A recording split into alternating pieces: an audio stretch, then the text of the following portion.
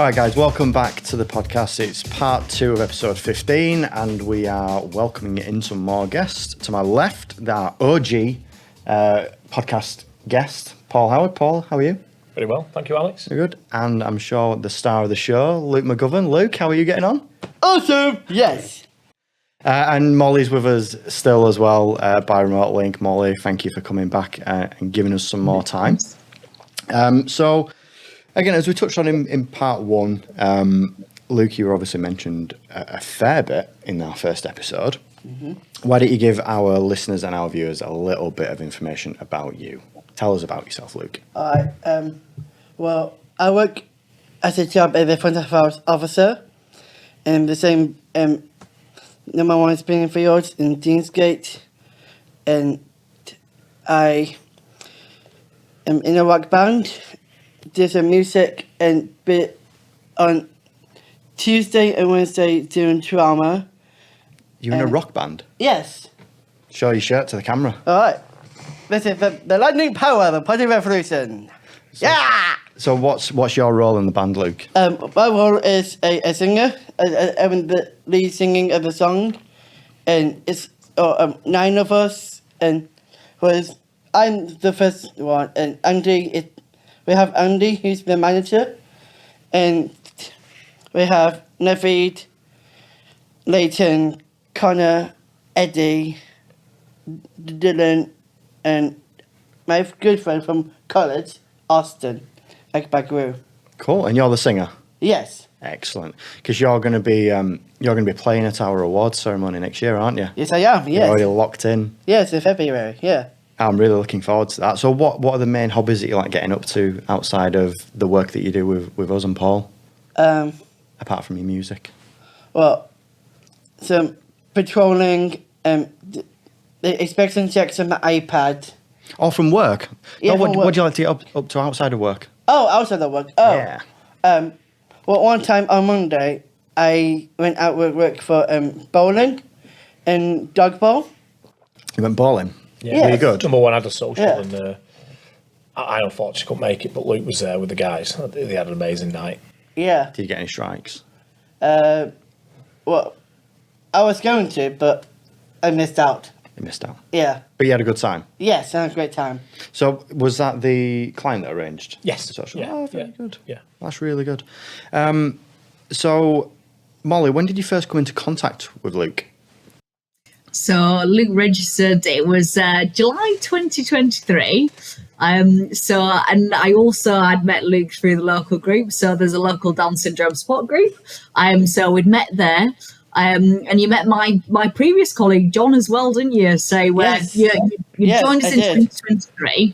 Yeah. And then joined Adept in April 2024.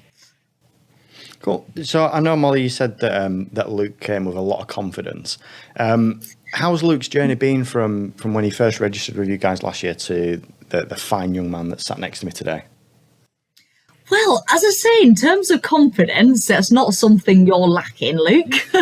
So in terms of confidence, I mean, I think one thing I have seen in terms of from when you've started to now is you really taken to your responsibilities very well, and you really seem to have you've obviously brought your full character, which is incredible. But you also, I've definitely seen you mature in terms of into the role and the responsibilities that you have. I think you've really taken those on board. So definitely more independent in the role as well.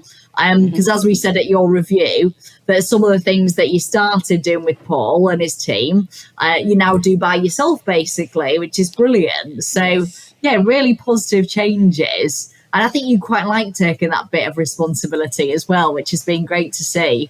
But as I say, you're certainly not a man that needs any more confidence. I think you'd be...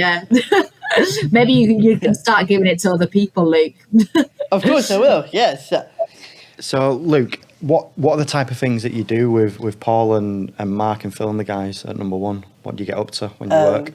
Well, I did the inspection checks on my iPad and check if the left lobby is operational and clean, and check the down the loading bay if the loading bay's office cleaned and needs well, a lot of things for the place, and sign up check the people in, open the speed gates for them by using my pass, and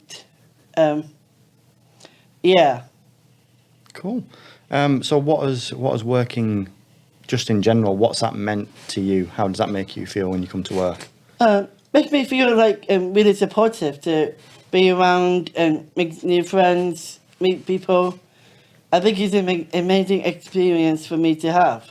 And I love working with the guys, and it's been the best day of my life. That's really good. So pretend Paul's not here. Okay. Who's your favourite person to work with at No.1? That's a fair question. I think Mark. Mark. Yeah. Mark will like that. You'll love that. Yeah.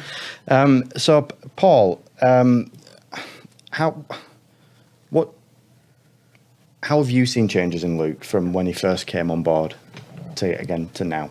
How's that impacted on you guys? Oh, he's confident. I mean, Molly's just touched on it before. Luke's a confident young man. He like I say, he's got lots of that, but his confidence about just picking stuff up and going with it rather than being reminded or sometimes doing things a bit too quick and realising, you know, he doesn't need to do everything in super time. The quality needs to be right every time, doesn't it, Luke? Yeah.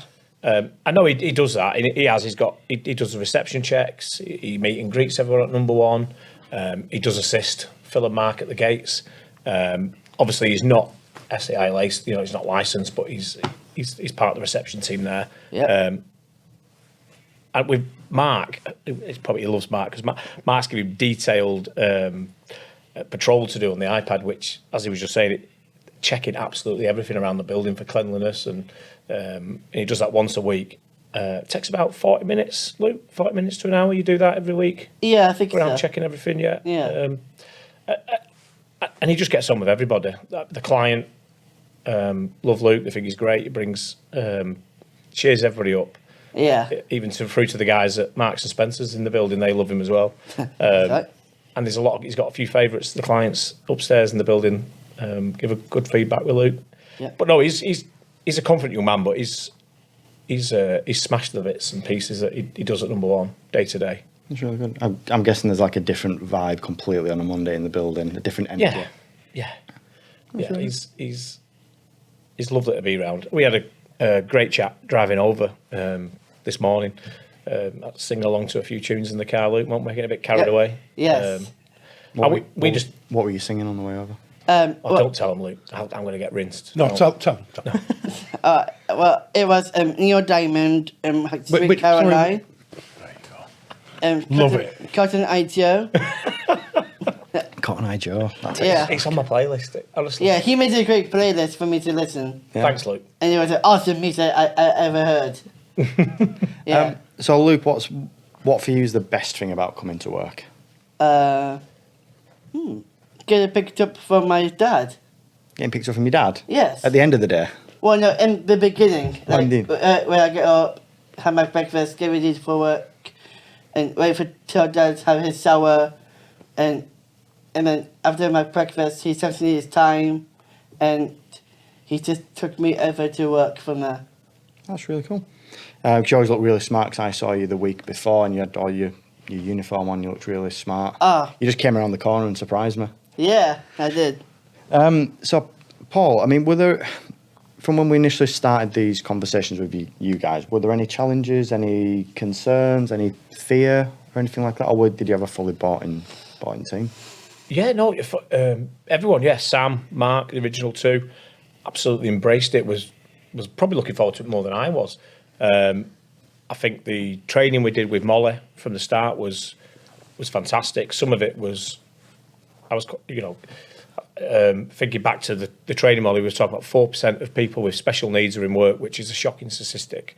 That was terrible. And going through that with Molly, you sit back and you go, I wouldn't say, there was no challenges, and the team were really great. The client was great.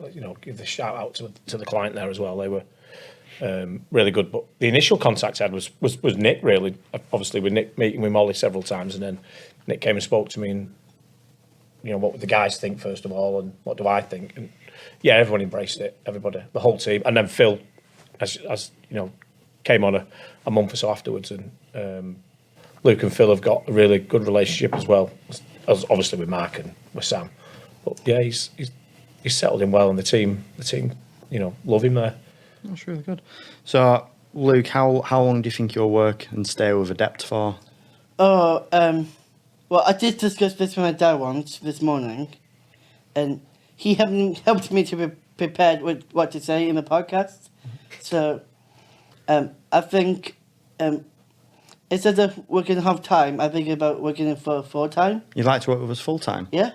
That's really cool. I'm sure we can over time develop a role that will absolutely suit you down to the ground. Yeah, I'm sure. And he was talking about his dad before, and I've had many conversations with John, and what a lovely family Luke's got. His mum, his dad, his sisters as well. But his dad's got you can tell where he gets his personality from. His dad's just exactly the same, Yeah, well, he's Irish, and he has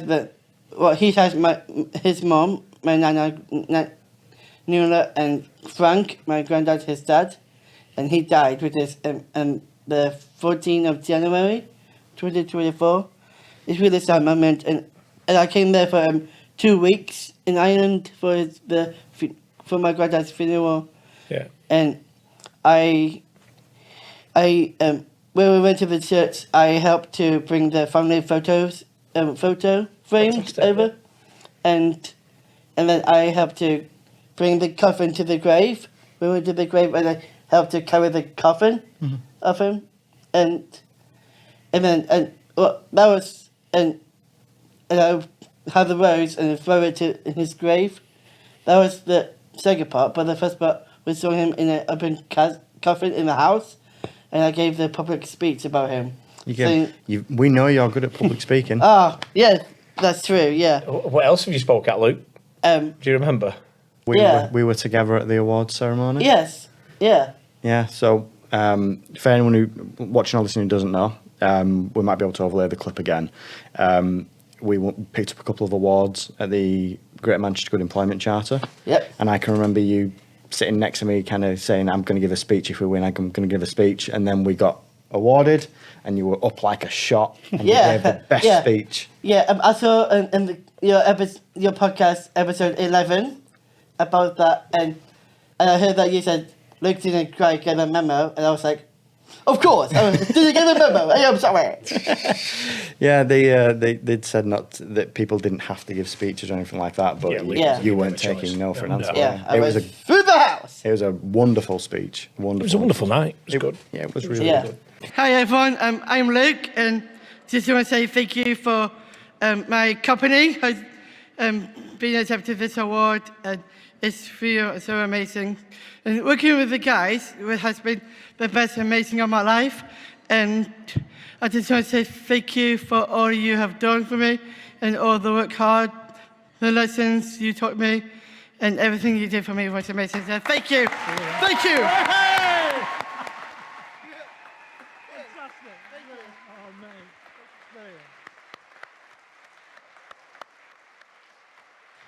So, Paul, I mean, what kind of you've been through the full journey from the very start. What advice would you give to employers or people that are potentially getting involved with schemes like this in the future? What advice would you give to those people considering doing this?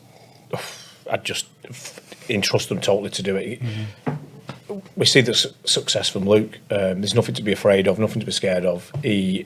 He's a credit to himself. And Molly, speaking to people like Molly, she puts everyone at ease, gives people the advice that if they need it or questions should they ask. I mean, I've spoke to Molly, a few times, haven't we, Molly, over the last few months regarding different things. Should I say, should I not say it? And absolutely, me and Luke have had chats about various different things and how he gets on and what his school life was like. And he just, he's found life easy for the support that he gets from his family and what he's had at school and secondary school and college. It's been great for you, Luke, hasn't it? It has, yeah. I first started primary school when I was a little kid, like about 4 or 6 years old. Then I grew up and moved to secondary school at Loretto in Chilton, and it was great fun. And I learned every great lessons that will behave them into I was being independent, and then I moved from high school to college in second year, that my first time, and I think it was in September, and it's been a great day for that. Great teachers like Debbie Olsen, Peter, my math teacher, and Ben in sports, and all of that. And it's been amazing. And we had a second prom I went for in the Michelin Hotel in town. Really posh. Very posh. Sounds posh. Yeah. Did you have like a tuxedo and everything? Yes, I do. Yeah. And after that, more lessons. But we had a bit of free time for that. And then I had my third year prom. That was in my third year, my last year of college. So I left now, so this is my last college days. I'm off. And now you're fully working. Yes. And a podcast superstar as well. Oh, yeah! Molly, same question for you. I mean, what advice would you give to companies looking to do things similar to this?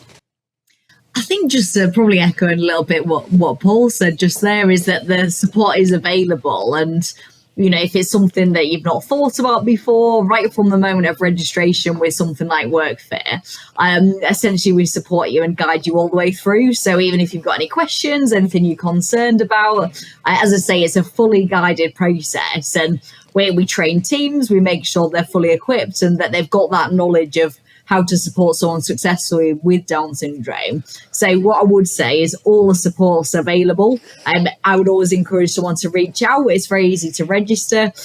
We always guide you through the process to make sure that, you know, that you'd be a right fit for workfit, but the support is available. That's the key message there.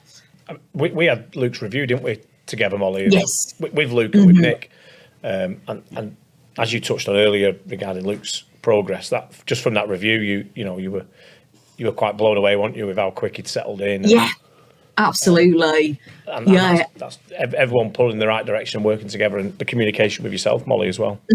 Because it's not been that long, has it? How long have you been working with Paul, Luke? I think it was like about a year ago, I think. No, April. No, April. Yeah, April.